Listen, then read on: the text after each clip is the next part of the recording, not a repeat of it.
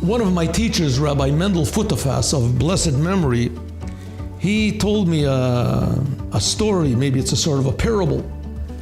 He said that Cossacks were very unique people. They were fearless warriors, but in addition to that, they were tremendous horsemen. They knew how to ride horses, and they were united with their horses. And the horses were very clever.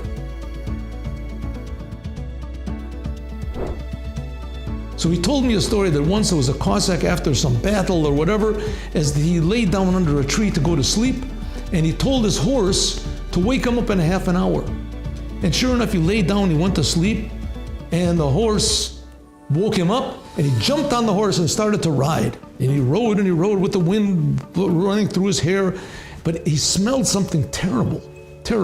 So he thought probably in the forest it was a battle over here, maybe there's dead bodies or something, so he rode even faster, and he came to a big field.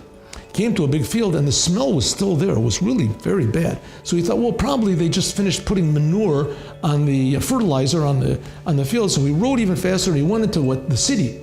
In the city, there was still the same terrible smell. It was a terrible smell. And he thought, wow, it's really just an awful smell. Probably here there's what's a tannery. In tanneries, there's bad smells. So finally, he got out of the city, and he was out of the forest, and he was out of the field, and the smell was still there, and he couldn't understand. So he stopped his horse, and he started to think, and he went like that, and said, ooh, in his mustache was a piece of the horse's excrement. In other words, the bad smell was coming from him. The first thing that man did when he ate from the tree is he started to blame others. God came to man and said, why'd you eat? Man said, the woman you gave me, she ate.